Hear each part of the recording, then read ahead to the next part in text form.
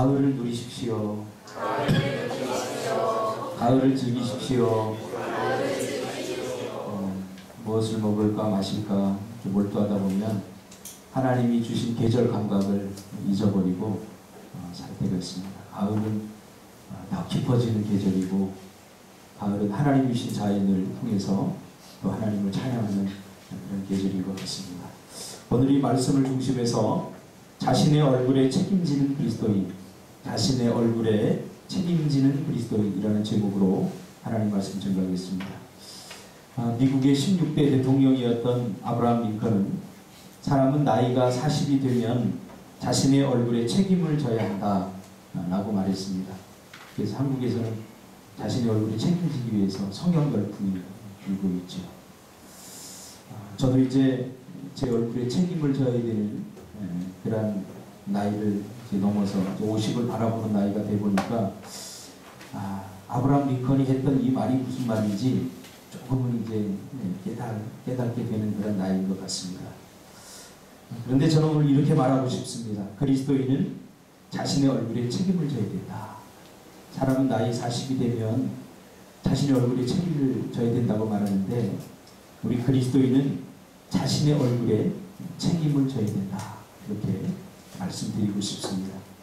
오늘 본문은 모세가 시내산에서 하나님을 만나고 십계명을 받고 내려오자 그 얼굴과 그 피부에 광채가 나서 백성들이 모세와 가까이 하기를 두려워하는 그런 장면입니다. 연예인들 보면 후광이 난다고 그러죠. 근데 정말 연예인들을 보니까 후광이 나더라고요. 얼굴은 요만한 게 TV에서만 보다가 얼굴이 큰 줄 알았는데 정말 연예인들 보니까 한결같이 다 머리가 요만하더라고요. 머리가 요만한 게 후광이 이렇게 비치더라고요. 얼굴이 조금 잘생기고 얼굴을 좀 잘 가꾸어도 이 후광이 납니다. 근데 오늘 본문에 보니까 모세는 하나님께 계명을 받고 내려오면서 그 얼굴에 광채가 났다. 이렇게 말하고 있습니다. 애굽에 있을 때 모세는 온갖 기름진 음식과 또 수많은 전문가들로부터 피부 관리를 받았을 것입니다. 우리 역사적으로 보면 당시의 왕과 왕자들 또 그 왕족들에게 어떤 혜택이 돌아간다를 우리가 보면 분명히 모세는 전문가들로부터 수많은 그러한 피부 관리와 또 좋은 음식들을 먹었을 것입니다. 그런데 모세는 애굽에 있을 때 그 얼굴이 빛나지 않았습니다. 그가 왕자였음에도 불구하고 그의 얼굴에는 분노가 가득 찼고, 그리고 우울했고, 뭔가 알 수 없는 두려움과 불편함과 불안한 마음으로 늘 근심과 수심이 가득한 그런 삶을 살았던 것을 보게 됩니다. 그러나 모세가 오늘 본문에 보니까 그 척박한 시내산에 올라서, 여러분 세수나 제대로 했겠습니까? 저도 이 시내산에 올라가 봤는데요. 돌산인데 상당히 힘들어요. 상당히 힘들어요. 그래서 새벽에 밤 한 11시쯤 이렇게 올라가야 아침에 동트는 것을 볼 수 있어요. 그래서 저희도 성지 순례를 갔을 때 밤 한 11시쯤에 이렇게 산에 올랐던 것을 기억이 납니다. 상당히 험한 산입니다. 그 산에 올라가서 뭐 세수나 제대로 하고 또 먹을 것이나 제대로 먹었겠습니까? 그런데 그가 산에서 내려오자 그의 얼굴에서 광채가 났다. 그렇게 말하고 있습니다. 하나님의 백성들의 얼굴은 이렇게 빛이 나야 한다라고 말하는 것 같습니다. 챙김새를 말하는 게 아닙니다. 또 피부 관리를 잘하는 것이 아닙니다. 잘하라는 것이 아닙니다. 좋은 화장품을 쓰라, 그런 이야기도 아니죠. 하나님의 백성들은 하나님과 함께함으로 하나님의 광채를 받은 자로서 그 얼굴이 빛나야 된다. 이렇게 말하고 있는 거죠. 뭐 부담 느끼실 필요 없어요. 그러니까 찌푸렸던 얼굴이 아무리 환하게 하려고 해도 여러분 다 티가 납니다. 오히려 그 모습이 더 어색합니다. 애굽에서 왕자로 있을 때 모세는 정말 좋은 것 많이 먹고 또 많은 권력과 많은 권세들이 있었음에도 그의 얼굴이 빛난 적이 없었는데, 오늘 그 척박한 시내산에 오르고 난 다음에 이 모세는 그 얼굴이 빛났다라고 말하고 있죠. 얼굴은 그 사람의 마음의 반영이다. 그런 말이 있습니다. 그래서 제가 상담을 하면서도 이렇게 사람들이 딱 상담을 하러 들어오면 대부분 얼굴이 밝은 얼굴로 들어오는 사람들이 거의 없습니다. 뭔가 수심에 가득 찬 얼굴로 애써 미소를 짓고 애써 웃음을 보이려고 하지만 오히려 그것이 더 어색하게 느껴지는 그런 것들을 발견하게 됩니다. 마음이 어둡고 마음이 우울하고 마음에 근심이 가득 차면 사람의 얼굴은 자기도 모르게 어둡습니다. 자기도 모르게 어두워 우울해 보이고 그런 날들이 계속 오래되면 그 얼굴이 그대로 굳어져서 그 사람의 어떤 얼굴, 그 사람의 이미지가 되는 거죠. 그 사람의 이미지.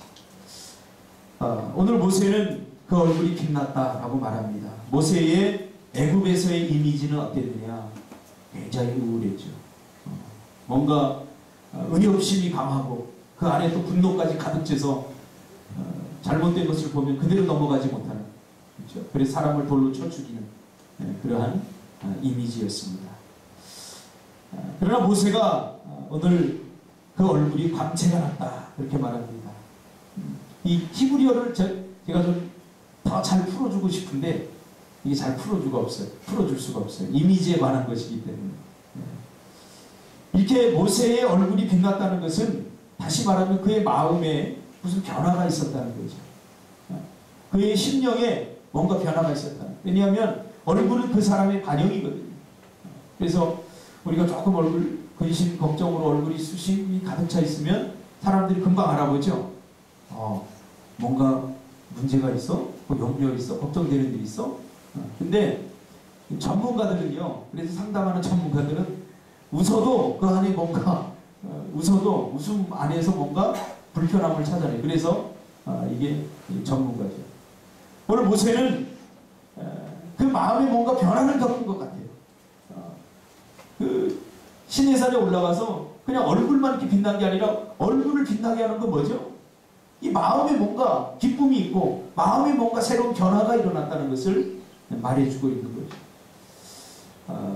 작년인가요? 작년에 그 관상이라는 영화가 큰 인기를 끌었습니다. 저도 이 관상이라고 하는 영화를 봤는데요.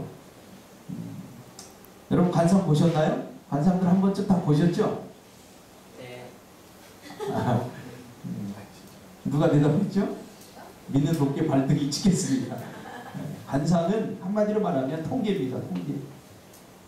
여러 사람의 얼굴을 분석하고 또 관찰해서 이런 얼굴을 가진 사람들은 보통 이렇게 살더라. 이런 얼굴을 가진 사람들은 보통 이런 걸 선택하더라. 그래서 통계적으로 오랜 시간에 걸쳐서 통계적으로 만들어 놓은 거지 개인마다 그것이 다 맞는다. 그러면서 이걸 운명론으로 다 연결 짓는 순간 우리는 불행해지게 되는 거죠. 그래서 뭐 생명선 뭐 이렇게 보는 거예요. 생명선 짧은데 90까지 사는 사람 봤어요. 이건 다 어떤 통계죠. 그런 것을 보면서 관상은 이 통계일 뿐인데, 그러나 이 영화를 보면서 제가 깨달은 것이 있습니다. 이 뭐냐면 좋은 이미지는 그 어떤 운명도 이겨낼 수 있다는 거죠. 좋은 운명.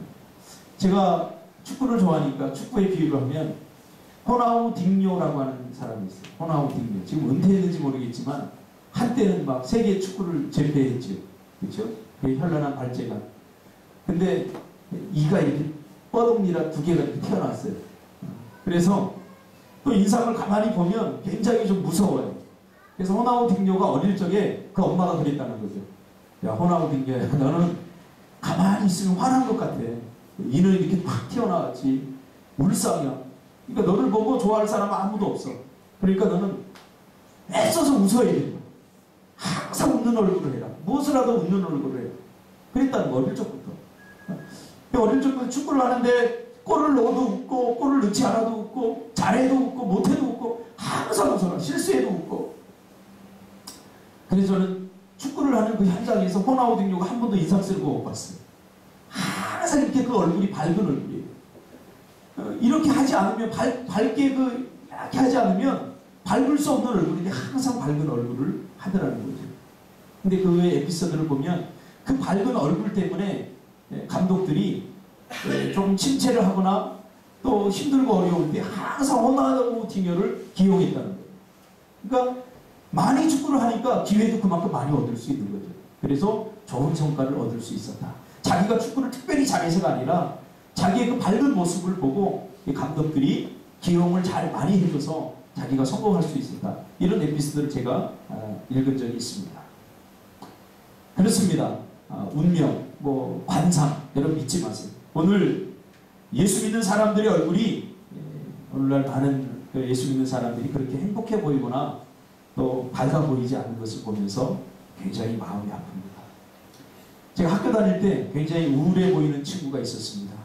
그래서 이 친구의 별명은 가을이었습니다. 가을.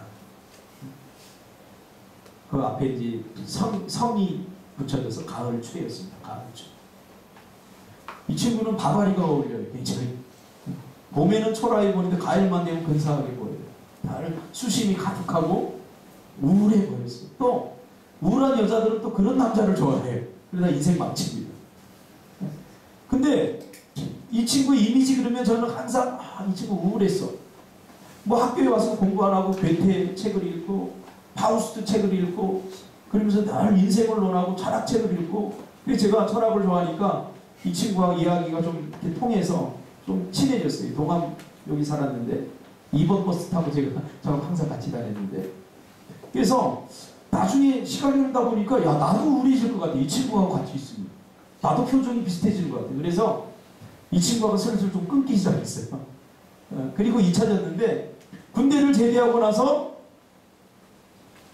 그 버스를 타려고 이렇게 갔는데 이사를 안 가고 여전히 거기 살더라고요. 그 친구도 군대 갔다 제대하고 나서 이제 복학을 준비하면서 도서관에 간다고 그러면서 버스에서 이렇게 만났어요. 그런데 놀라운 사실은 이 친구가 그 얼굴만 봐도 우울했는데 그 우울함이 싹 사라져버렸어요. 굉장히 얼굴이 밝아지고 옷 색깔도 굉장히 밝아지고 그랬어요. 그래서 저는 궁금한 거죠. 이 친구에게 도대체 무슨 일이 있었나 굉장히 궁금했어요. 그래서 버스를 타고 도서관 가는 시간까지 얼마 안 걸리잖아요. 한 5분 정도 걸리는데 타고서 이제 물어봤어요. 야, 표정이 굉장히 밝아졌다. 그러니까 이 친구가 딱 한마디 했어요. 나는 모르겠는데 내 표정이 밝아졌니? 너 표정이 너 학교 다닐 때 너 우울체였잖아. 가을체였잖아. 웃으면서 내가 농담을 하니까 그 친구가 내가 그랬나? 그러면서 내 표정이 밝아졌니? 그러더라고요. 밝아졌다고. 근데 딱 한마디를 하더라고요. 그래서 더 이상 제가 묻지 않았어요. 나 교회 다녀. 그러더라고요. 나 교회 다녀.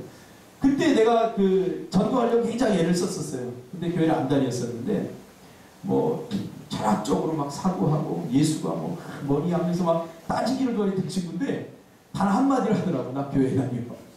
교회 다닌 지 4년 됐어. 그런 이야기를 하더라고. 교회 다녀서 무슨 일이 일어났었는지 전 모르겠어요. 그렇지만 모든 것을 다 제가 이해하게 됐습니다. 왜냐하면 저도 교회 다니고 나서 제 마음이 많이 바뀌었거든요.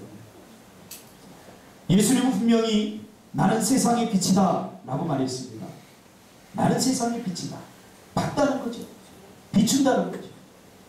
빛이 있는 곳에는 어둠이 존재할 수 없습니다. 저 불을 꺼보세요. 다 어둡습니다. 그러나 딱 저걸 켜는 순간 밝아집니다. 다 드러나게 되어 있습니다. 예수님은 빛이다 라고 요한복음 8장 12절에 말씀하고 있습니다. 자신의 인생은 밝고 빛나는 삶이다 그런 말이죠. 밝다, 빛나다. 그에게는 어둠이 조금도 없다 라고 주님은 분명히 말씀하셨습니다. 예수님의 삶을 이렇게 추적해 하다 보면 예수님이 가는 곳마다 예수님이 만나는 사람에게 그야말로 빛이었습니다. 그래서 예수님이 가는 곳에는 어둡던 곳이 환해졌습니다. 희망이 없던 곳에, 절망이 있던 곳에 예수님이 가면 밝아졌어요. 환해졌다. 왜요? 예수님이 비추었기 때문이죠. 예수님이 비추었기 때문이죠. 그래서 예수님이 가는 곳에 어둠이 존재할 수 없었습니다. 캄캄한 곳이 밝아졌다는 거죠. 얼굴 생김새와 상관없이 예수님에게서는 빛이 났던 거죠. 밝아졌던 거죠. 자, 그러면 오늘 본문을 보면서 무엇이 모세의 얼굴을 바꿔 놓았는가? 모세의 얼굴에 광채가 났다는 것은 한순간적인 그런 일이 아닙니다. 이것은 어떤 시점을 말하는 거예요. 이때부터 모세의 얼굴이 밝아졌다. 이렇게 해석하는 것이 더 좋을 것 같아요. 그러니까 모세의 얼굴에 광채가 났다 하는 것은 모세가 단순히 하나님을 만났고 그 순간만 이 빛난 것이 아니라, 오늘 성경을 쭉 제가 통시적으로 보니까 모세의 얼굴이 비로소 밝아지기 시작했다. 그렇게 해석하는 것이 더 맞을 것 같아요.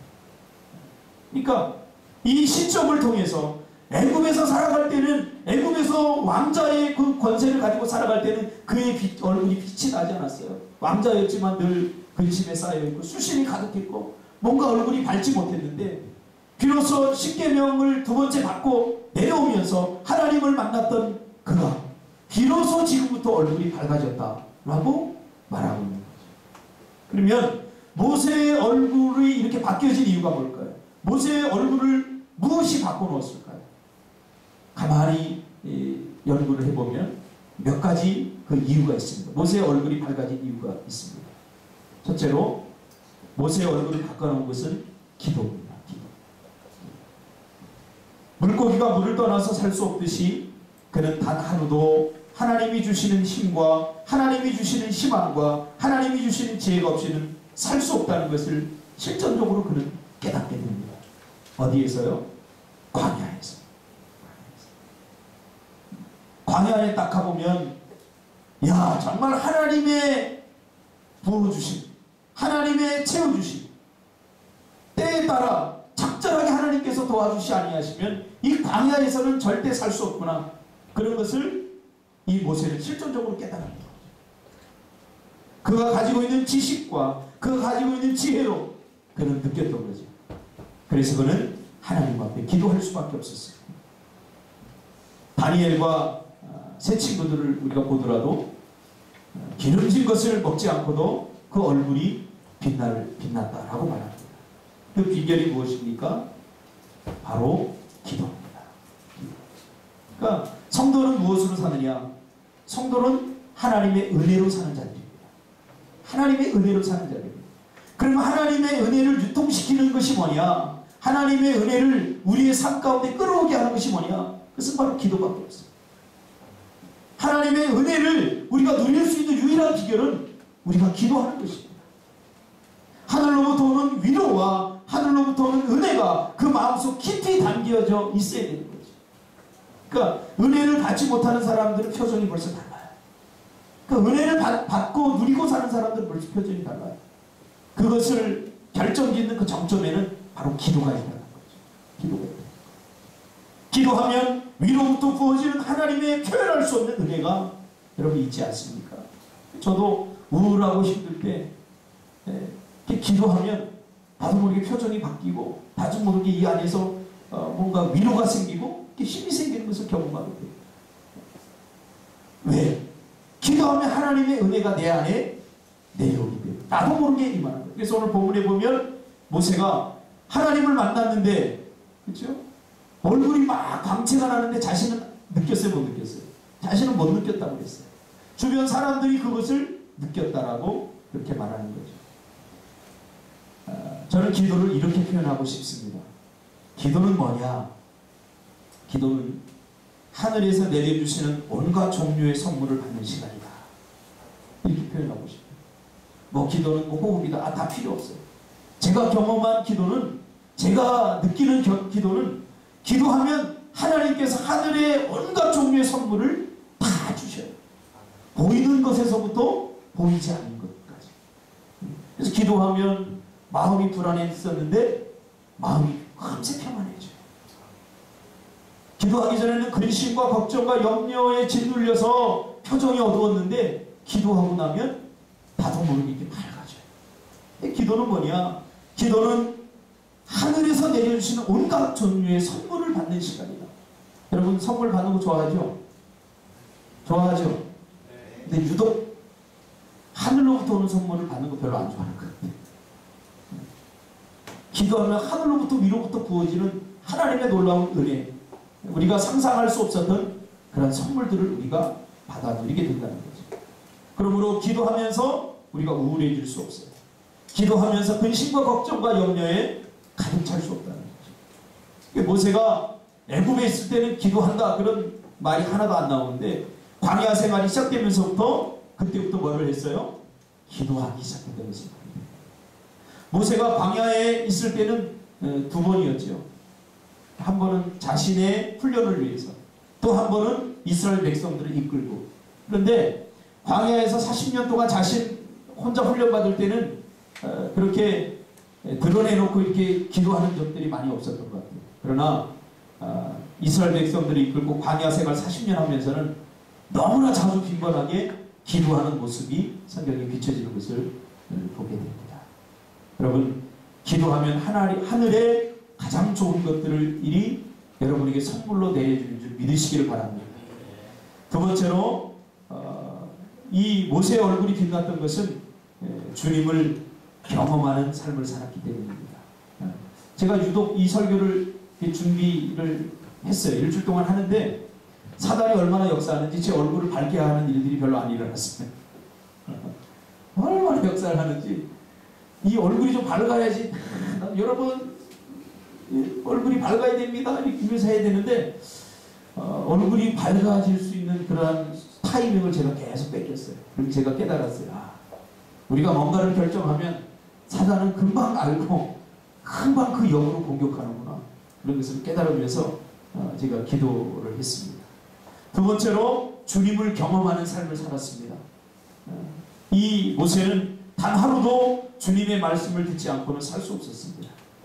모세가 처한 환경은 주님을 단 하루도 만나지 않고 견뎌낼 수 없는 그런 환경이죠. 그런 상황이죠.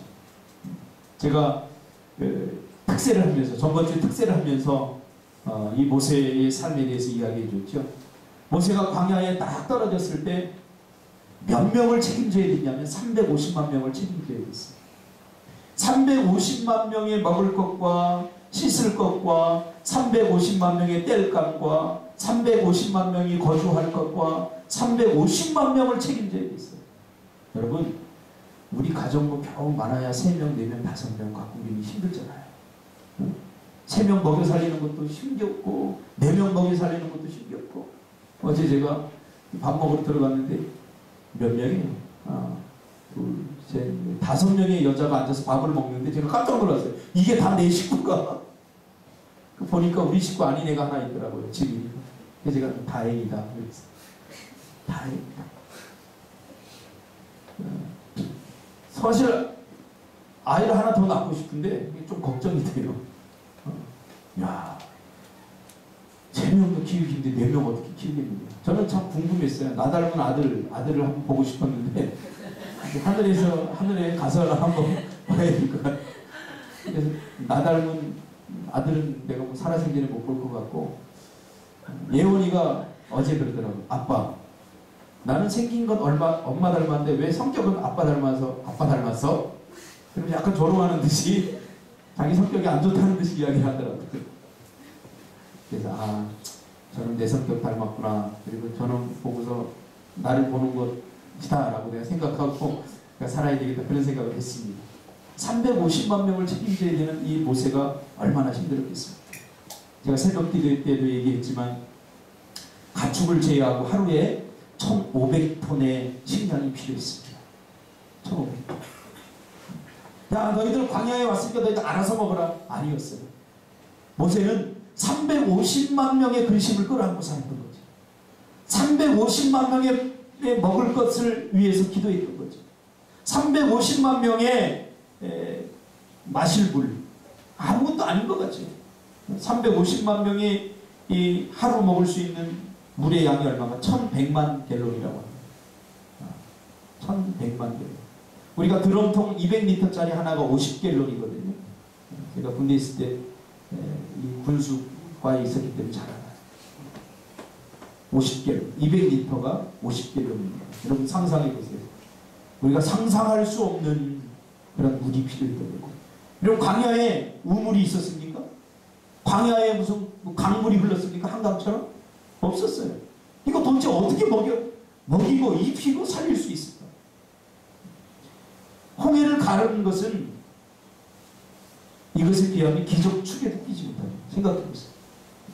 그래서 학자들이 연구해 보니까 하루에 하루에 1800마일이나 되는 그 수송 물자가 1800마일이나 되는 수송 물자가 두 번이나 왔다 갔다 해야 이 350만을 먹여 살릴 수 있는 하루 그 정도의 이 먹고 마시고 할 뗄값 또한 1500톤 정도 필요하고, 근데 도대체 이런 것을 어디서 구냐고 해요. 광야는 아무것도 없어요. 광야에 이제 가보니까 정말 불안한 폭이 없다라고 하는 말이 맞아요. 버스를 타고 2시간을 달렸는데 정말 저는 바다를 제가 어릴 적에 바다에 배를 타고 가보면 수평선이 보이잖아요. 그 지평선 끝이 안 보여요. 끝이 안 보여요. 2시간을 버스 타고 달렸는데 끝이 안 보여요. 아무것도 없이 가다 보니까 정말로 여러분 그 로뎀나무, 엘리야가 로뎀나무 밑에서 쉬었다 그래서 저는 로뎀나무가 굉장히 큰 줄 알았어요. 그들을 가릴 수 있는 어마어마하게 큰 나무겠구나 그렇게 생각했는데 로뎀나무 있잖아요. 그냥 풀이에요, 풀. 광야에 척박하니까 나무들이 그렇게 큰 나무들이 없어요. 자라지 못해요. 그러니까 한 요만한 나무만 있어도 오아시스라고 그래요. 왜? 이만한 나무만 자라도 밑에 물줄기가 있기 때문에. 요만한 나무만 있어도 오아시스라고. 요만한 나무 몇 그루 있는데 그 가이드가 저기 오아시스 있다 그래요.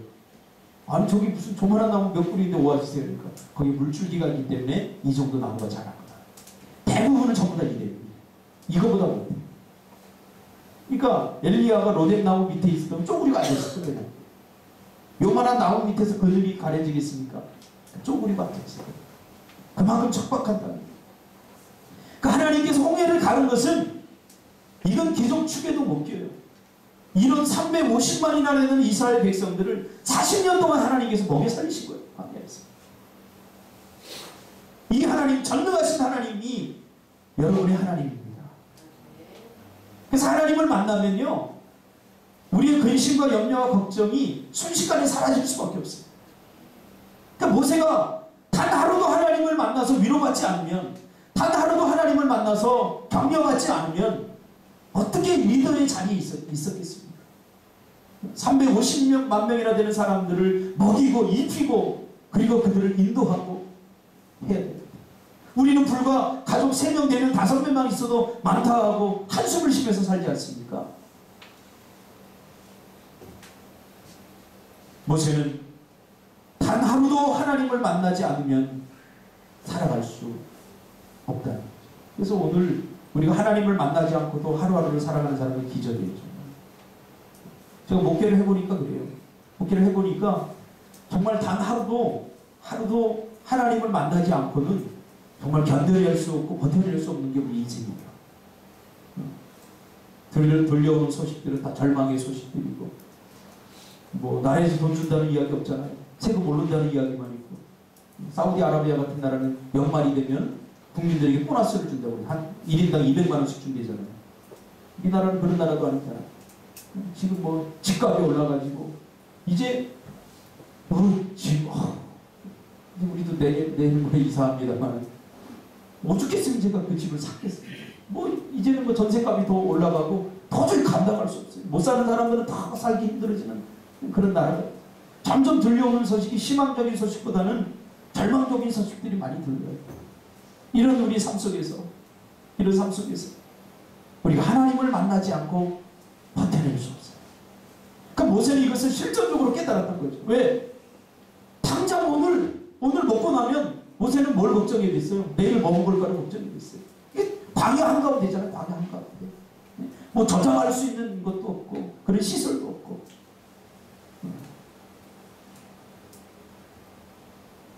세 번째로 모세의 얼굴이 광채가 났던 것은 주님과 동행하는 삶을 살았기 때문입니다. 주님을 만나는 것이 순간적이고 찰나적이고 어떤 시간에 매여있는 어떤 순간이라면 주님과 동행하는 것은 그 만남을 계속 이어가는 거예요. 만남을 계속 이어가는 거. 동행이 뭐냐? 그 만남을 계속 이어가는 게 동행입니다. 모세는 하나님을 기도하는 시간에 만났고 말씀을 통해서 만났고 그 만남으로 끝나는 것이 아니라 그 만남을 계속 이어간다는 거예요. 근데 우리 한국교회 성도들은 만나는 것까지는 어느 정도 하는데 이어가는 것을 잘 못하는 거예요. 말씀을 통해서 주님을 만나고 기도하다 주님 만나고 얼마나 좋습니까? 제가 은혜 받고 막 기도 많이 하고 막 그럴 때는 그냥 교회에서 기도만 하고 살고 싶어요. 왜? 기도하면 하나님께서 만나주시고 위로하고 은혜 주시고 하나님이 꿈을 주시고 비전을 주시는데 막 가슴이 벅차요. 그래서 매일 기도하고 싶어요. 제가 초창기에 은혜 받았을 때는 학교에 가도 기도하고 싶은 마음이 막 생겼어요. 그래서 수업에 집중해야 되는데 수업에 집중이 안 되고 빨리 끝나서 화장실 가서 기도하고 싶다. 그럴 정도로 막 기도하고 싶은 열망이 막 생기더라고요. 여러분 그렇게 되기를 바랍니다. 하나님을 만나면요. 여러분 생각해 보세요. 사랑하는 사람을 만나면 만나도 또 만나고 싶지 않겠습니까? 저도 연애할 때 우리 집이 그때 동인천이었고 집사람 집이 광교동이었는데 택시를 타고 내가 발해가지고 그때 차가 없으니까 잘 가요 나씨 하고서 발해가지고 집사람이 자기도 다시 택시를 타고 나를 동인천까지 또 발해다 주는 거예요. 그럼 또 이렇게 보내려고 그러면 또 그런 거야. 남자가 그렇잖아요. 아 내가 다시 데려다 줄게. 그러기를 몇 번 했어요. 사랑하는 사이 만남이 좋으면 느낌이 좋으면 이 헤어지는 것. 그래서 그런 말이 있잖아요. 헤어지기 싫어서 남자와 여자가 결혼한다. 그런 말이 있잖아요. 여러분 하나님을 한번 만나면 이 만남이 너무 감동적이고 너무 좋기 때문에 이 표현할 수 없기 때문에 우리의 삶 속에 그대로 계속 만남을 지속할 수밖에 없는 거죠. 사랑해봤잖아 혜빈아 그치? 사랑하니까 형섭이가 막 떠오르지? 제가 왜 제 남자친구를 형섭이로 몰랐는지 모르겠어. 알고 봤더니 제 남자친구 이름이 형섭이에요. 우리는 그냥 이 예배 시간에 만나는 걸로 끝나버려요. 우리가 기도 시간에 만나는 하나님을 끝나버려요. 그래서는 안 돼요. 우리가 삶으로 가면 사랑하는 형섭이가 계속 떠오르잖아.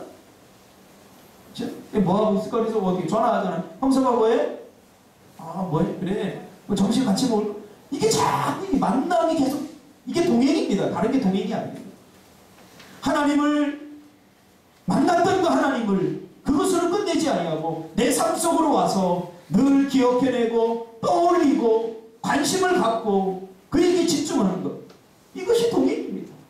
이것이 함께하는 거예요. 이게 함께하는 거예요. 모세는 그런 거죠. 우리 인간은 육신을 입고 있기 때문에 특별한 기도의 순간이나 예배의 순간이나 그런 순간이 아니면 하나님을 우리가 직접 만날 수가 없어요. 어떻게 만날 수 있겠어요? 그러나 만날 수는 없지만 삶 속에서 여러분 지금 과장님이 뭐 일을 시켰는데 막 그 일하기 바쁜데 어떻게 만나요? 그러나 동행을 할 수 있어요. 왜? 떠오르면 되니까. 그치 상원아? 막 일을 하면서 멋지를 하면서 사랑하는 사람을 떠올릴 수 있죠. 이거 말릴 수 없는 거예요. 이게 동행이라고. 동행 그러니까 너무 어렵게 생각해요. 모세는 그랬다고요. 기도할 때 또 예배할 때 하나님을 만났고 그리고 삶으로 가면 늘 하나님을 떠올리고 하나님을 기억하고 하나님에게 집중하면서 하나님은 어떻게 할까요? 내가 지금 이런 상황이 있는데 내가 지금 이런 내 마음이 지금 이런데 하나님은 어떻게 할까요? 하나님과 동행했던 거죠. 주님과 동행하는 사람의 특징이 있습니다. 주님과 동행하면 긍정적인 사람으로 바뀝니다. 왜? 하나님은 빛이시라. 요한 1서에 나오잖아. 요한은 하나님을 어떻게 표현하고 있냐면 빛이다 이렇게 표현하고 있어요. 빛에는 어둠이 없어요. 그래서 하나님을 만나면 긍정적인 사람으로 바뀌어요. 우리 안에 있는 우울함들이 사라져버리고 절망이 희망으로 바뀝니다. 부부는 서로 닮는다 그런 말이 있지 않습니까? 얼마 전에 어떤 분이 그래요. 두 분이 닮았어요. 집사람하고 저하고. 그 사람 눈이 좀 뼈지. 안 닮았어요, 저희는. 그런데 닮았다라고 그러는 거예요. 제가 몇 번 들었어요. 닮았어요. 그래서 몇 번 듣다 보니까 뭐가 닮았지 도대체 내가 집사람 잘 때 가만히 봤어요. 그 눈도 안 닮고 코도 내가 또 못 닮고 입도 뭐 별로고 이거 안 닮았는데 뭐가 닮았다고 그러니까 이미지가 닮았다. 이미지. 우리 누구 닮았어요? 누구 닮았어요? 정말 하나님 닮았습니까? 하나님께서 우리를 만드실 때 이미지 오브 갓, 하나님의 형상대로 만들었어요. 그러니까 우리는 하나님을 닮은 사람들이에요. 닮았다 보니까 뭐 하나님 코 어떻게 생겼다 볼 필요 없어요. 하나님의 성품을 닮았다. 하나님의 이미지를 닮았다.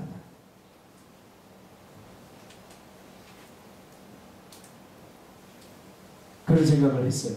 뭐가 닮았을까? 오랫동안 함께 하니까 서로가 서로의 모습 속에서 습관과 또 먹는 것도 같고, 여러분 우리 가족이 방귀 끼면 냄새가 다 똑같아요.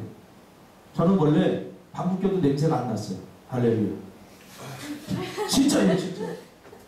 냄새 없는 방귀를 유명했어요. 근데 저만 그랬느냐? 우리 원가족은 방귀 껴도 잘 냄새가 안 났어요. 방귀 끼면 냄새가 지독한 사람들 있잖아요. 근데 결혼하고 나서 우리 집 식구는 방구 냄새가 다 똑같아요. 할렐루야. 왜? 먹는 게 같기 때문에. 생활 습관도 같고 먹는 것도 같고, 그러다 보니까 다 닮아. 내가 양말 벗어가지고 이렇게 던져놓는 거, 어떻게 우리 예린이가 그걸 가르쳐주지도 않는데 배웠는지, 치우지 않는 건 나를 닮아갖고 얼마나 방이 지저분한지 몰라요. 근데 내가 뭐라고 못해. 왜? 나를 닮았기 때문에. 집사람이 잔소리. 그래서 야, 둘째 셋째는 좀 잘 키워봐야 되겠다. 웬걸요? 더 해요. 예담이 학교 갔다 오잖아요. 쫙 배꼽지 그 다리에 쫙 뻗어놓고 자리 도복만 딱 입고 태권도장 가요. 근데 딱 가보면 가방 하나는 여기, 가방 하나는 여기, 옷을 딱 그 자리에 보고. 제가 그랬거든요. 예원이는 한수 뻗습니다. 누워갖고 양발 딱 벗어갖고 딱 던져. 가르쳐주지 않아도 배워요. 오랫동안 함께 하니까 서로 같은 모습이 나타납니다. 여러분 신앙생활 얼마나 하셨습니까? 주님과 동행했다면, 하나님과 오랫동안 동행했다면 이제 뭔가 하나님을 흉내내고 뭔가 하나님의 그 모습들이 우리 안에서 나타나야 되는 것 아닙니까? 동행했다면 닮는 거예요. 10년을 동행했다면, 20년을 동행했다면, 하나님과 우리가 동행했다면 우리는 닮아 있어야 되는 거죠. 닮아 있어야 되는 거죠. 거부할 수 없는 사실이죠. 마지막 네 번째로 사랑입니다. 모세는 350만 이스라엘 백성들을 사랑했어요. 모세의 얼굴에 광채가 나는 것은 일시적인 현상이 아니에요. 여러분 사랑하면 얼굴이 바뀝니다. 여러분 주위에 어떤 사람이 얼굴이 좀 환해지잖아요. 그럼 몇 가지 이유가 있어요. 첫째, 로또를 맞았거나, 둘째, 사랑에 빠졌거나. 이 두 가지 이유밖에 없어요. 제가 보니까. 장로님 맞죠? 글쎄. 장로님 또 다른 이유가 있어요. 정답을 알고 계신 거예요. 대부분의 사람들은 어떤 돈이 생기면 막 표정이 밝아져 어깨가 올라가고 막 기분이 엎드립니다. 또 한 가지, 사랑하는 사람을 만나면 이거 숨길 수 없어요. 숨길 수 없어요.